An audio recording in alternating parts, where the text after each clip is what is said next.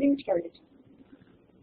Okay, everybody, let's take a look at revenue a bit, keeping in mind one of the main themes of the course, which includes that education has historically been the province of the state. So in our case, the state of Georgia bears the ultimate responsibility to provide an appropriate, adequate, quality educational program for the children of their state.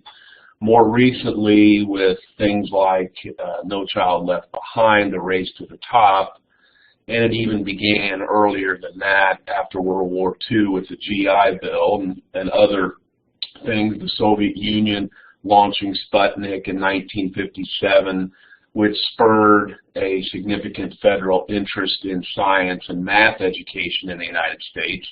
What we have been seeing in the last 5, 6, 7 decades is an increasing role for the federal government.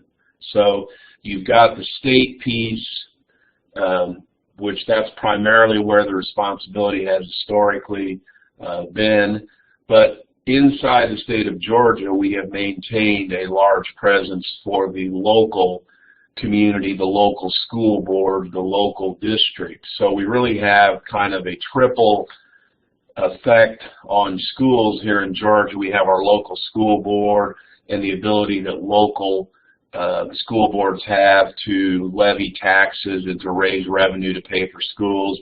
We certainly have the role of the Georgia General Assembly, the Georgia Department of Education, the state role in both funding and providing mandates and directions for education. And then we have this increasing federal role. But finally, to get to the document that we're looking at, or the slide that we're looking at, the state of Georgia is pretty typical to what you would find in most states. We have a sales tax and an income tax, which provide the lion's share, a significant portion of our revenue.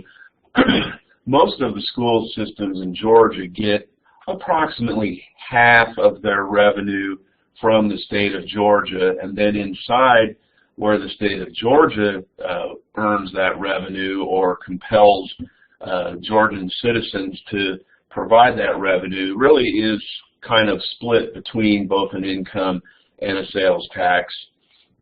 We know that the sales tax for the state is at 5%, and each local community, depending on whether they have adopted a SPLOST, a local option sales tax, there may be 1 or 2% more sales tax even on top of the state levy. That would be a local sales tax.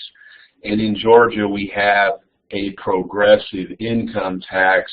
The more you make in terms of income, you are taxed at in a higher bracket, a higher percentage you're expected to pay. So it is a progressive system.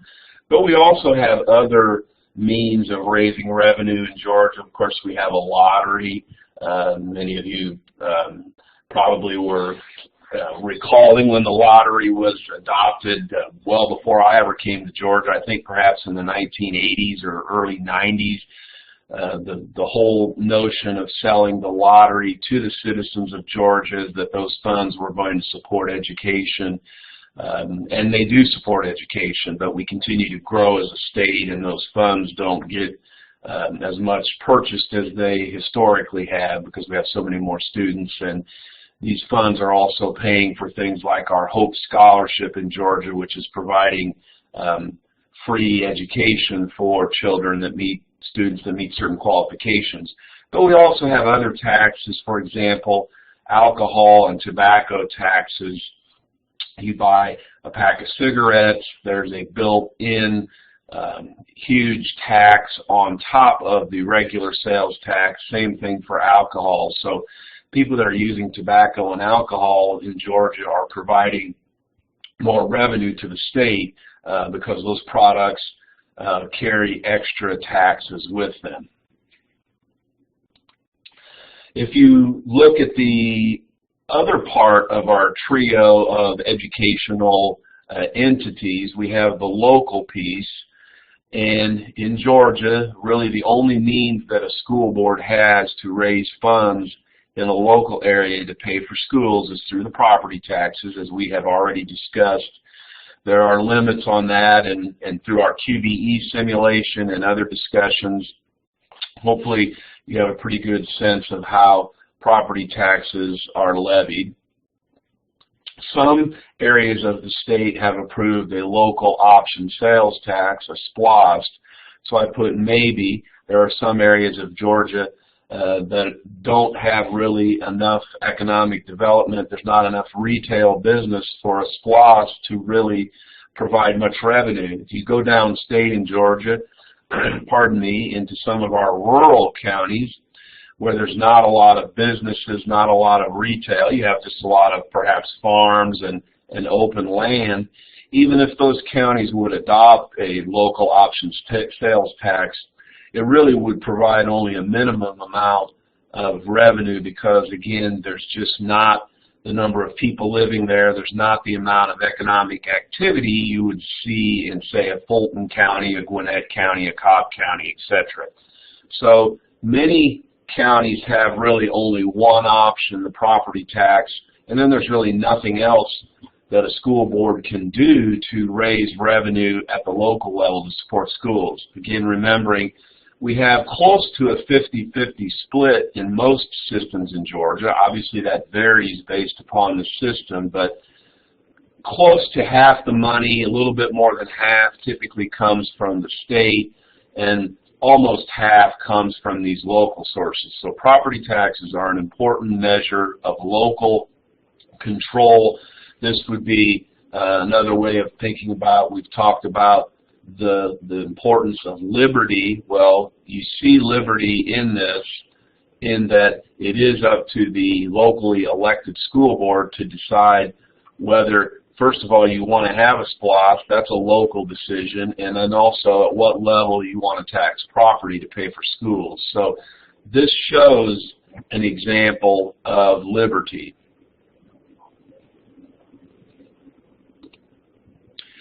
Let's quickly look at Title I and federal funding. These slides parallel a posted presentation, so I'm not going to just talk to hear myself talk. But let's just remember a couple of things. Title I is an example of a federal program. Nearly all, if not all, federal educational funds are tied to a specific target of students. And in this case, you're talking about children living in poverty, but the point or intent originally of Title I was to reach out to a group or a targeted group, in this case children living in poverty, and making sure that they have opportunity or access to achieve and reach the same proficiency and standards as other students. So you see the key in this slide, again, already mentioned that it's poverty as determined by the free and reduced lunch pool is what determines poverty. And Title I has required or mandated that when a school writes a Title I plan in terms of how they wish to spend the funds, if they are in fact provided Title I funds, they have to demonstrate that they're following the research, the so-called scientifically based practices. In other words, you can't just do whatever you want to in your Title I plan. The intent and requirement of the program would be for you to demonstrate or prove that your funds will be implementing strategies that are proven to be effective. Now that may be a debatable point, and disappointingly, I would say there's been very little evaluation of Title I programs done. I would say an insufficient amount of evaluation. We have spent literally billions and billions of dollars as a country and also as a state on Title I, and we don't have a lot of good data that really demonstrates whether those monies have been well spent or the kind of impact they've made. So from my standpoint, as a school finance person, and this is a school finance course, I think it is reasonable to have the expectation that we evaluate these programs in a reliable and valid way, and that we not continue programs that are ineffective, or we make programs more effective. But arguably or theoretically, the programs are funding strategies that have been proven to work. Again, nothing new in this slide, I don't think. Again, we're supposed to be helping the at-risk and disadvantaged children, and again, in this case, we're talking about children living in poverty is the way you qualify for these funds. I've restated that again, and within the law, there is a requirement that you would identify students who are most at risk of failing, and that they would be the priority students for those funds. Again, this point has been made numerous times. Let me add a comment to this to say that sometimes districts that have a lot of poverty look like they have more administrators or more bureaucracy in those systems, and they probably do. And one of the reasons why they probably do is that in order to get the federal funds or to qualify and receive those federal funds, there's a lot of requirements up front in terms of what you have to do to apply, and then there's a lot of requirements on the backside as far as monitoring and the compliance to prove that you're using those funds the way you said you were using them.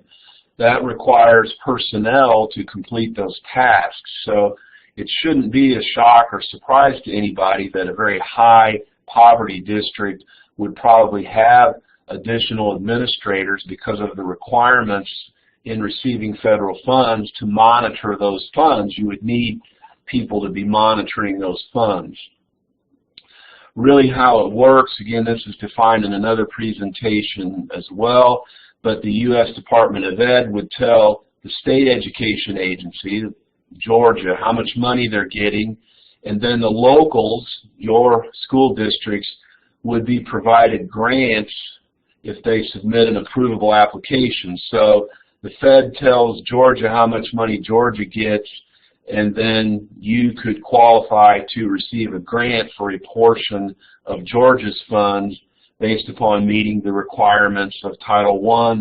There are some elements of Title I that are competitive where you could earn some extra incentives, but the U.S. Census data are what drives the poverty calculations and determines who is eligible to apply and how much they're eligible to receive. It's based upon census data.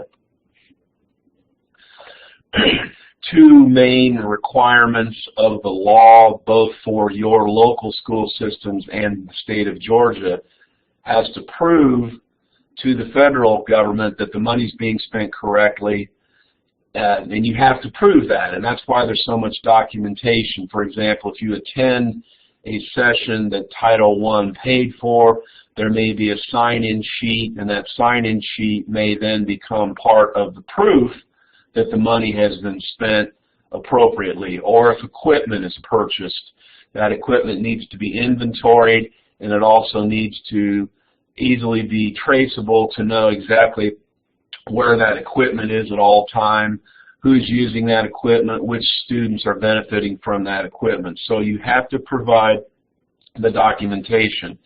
So in your schools, you probably get a little irritated from time to time at your Title I coordinator, or maybe some of you are the Title I coordinators in your schools.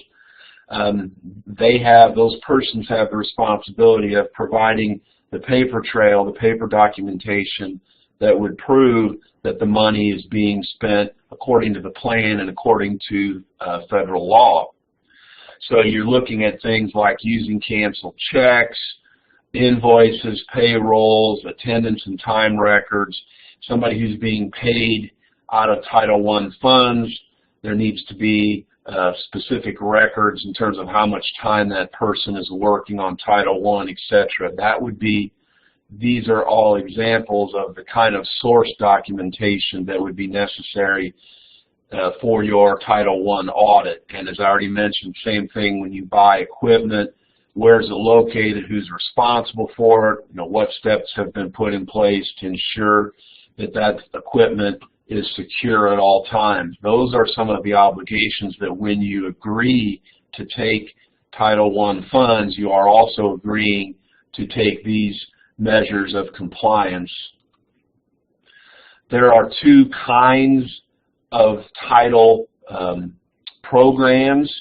You can either be a targeted assistance program in your school, where you would be spending your money on those students who have received that label of being failing or most at risk of failing. So most targeted assistance programs would look something like perhaps having an extra teacher come into a class to provide instruction directly to a small group of students who've been identified as that target audience, or you may pull those students out of the classroom for a small group. There may be some kind of tutoring or extended day model where only those targeted students would be able to be served in that model. So that's the real rub of targeted assistance, would be the teachers perhaps that are paid through a targeted assistance Title I program. They can only help those students that are labeled as most failing. And perhaps if there was a workshop that was being paid for in a targeted assistance school, only those teachers who are actually working with the targeted assistance students would be allowed to attend that workshop. The other teachers would not be able to attend, although there are some new interpretations of this in this case that's allowing other teachers potentially to attend professional development, as long as they're not taking anybody else's place or detracting anything from those teachers who are actually teaching the targeted assistance students. So one model would be a targeted assistance model. The other model would be a school-wide model, where the minimum requirement would be you would have to have at least 40% of the school qualifying for the free and reduced lunch. But the school-wide program would be more comprehensive to the extent that the funds would benefit other children as well. For example, non-Title I students could also work with a Title I teacher in a school-wide situation. The issue you always get in, not just in school-wide, but in any use of Title funds, is to be sure you are supplementing, not supplanting. Title I can't pay and is not allowed to pay for something that the regular funds of the school system are supposed to pay for or would typically pay for. Title I is supposed to be an extra. It's supposed to be enhancement. It's supposed to be on top of what is already provided. So if your district is not providing kindergarten, using this as an example, you could use Title I funds to provide kindergarten. That would be a supplement because your district is not providing kindergarten to anybody.